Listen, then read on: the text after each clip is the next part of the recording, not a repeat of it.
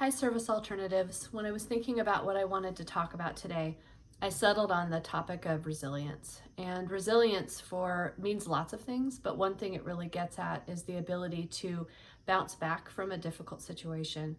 And so now is definitely a time that calls for resilience from all of us. You all and our foster parents have shown tremendous resilience in the creative ways that you're going about doing your work during this time. You're showing resilience in the way you're supporting one another.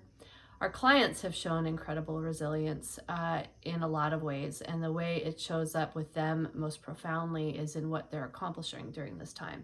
So we've got clients that are still achieving their goals. We have clients that are experiencing new activities and learning new skills and really creating new memories.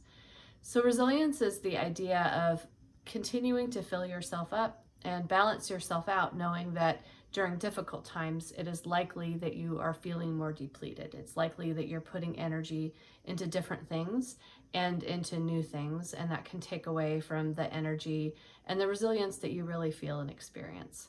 So what I wanted to look at today is this idea of how to go about really staying resilient. And one of those ways, there are many ways, but one of those ways is being acknowledged and having others recognize you for what you're doing, and also for all of you to recognize the way you can help others with their level of resilience by appreciating them and showing a sense of gratitude to them.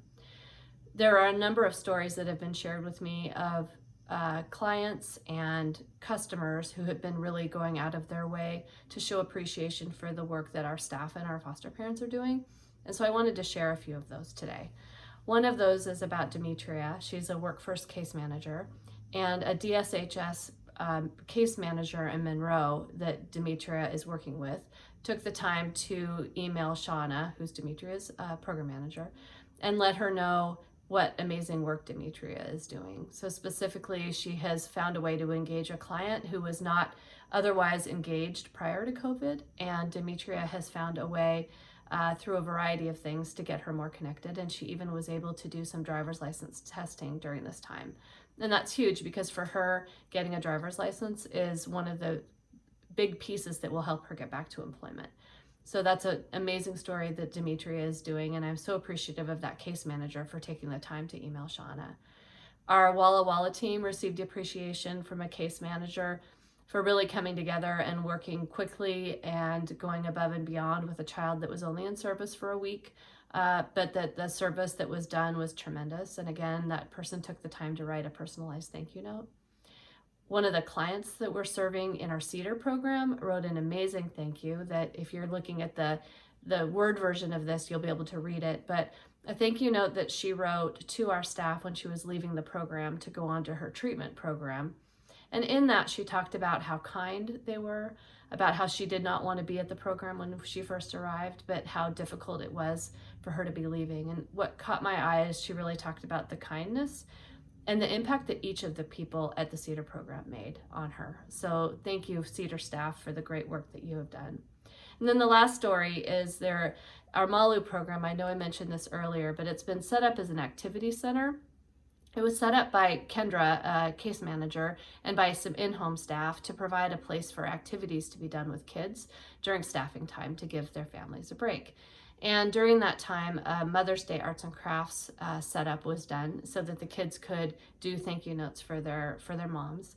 And one of the little boys in our care wrote an amazing note to his foster mom expressing appreciation for her for Mother's Day.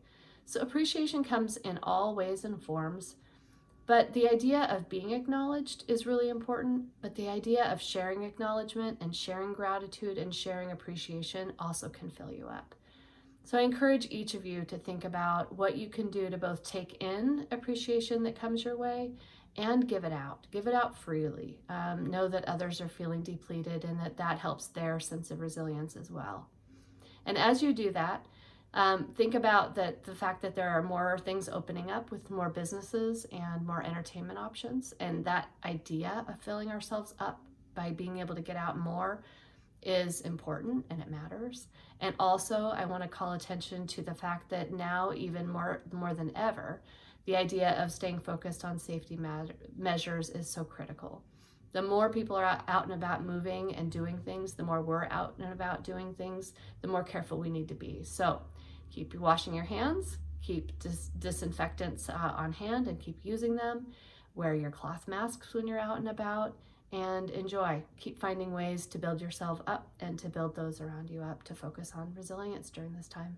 Thanks, Service Alternatives. Bye-bye.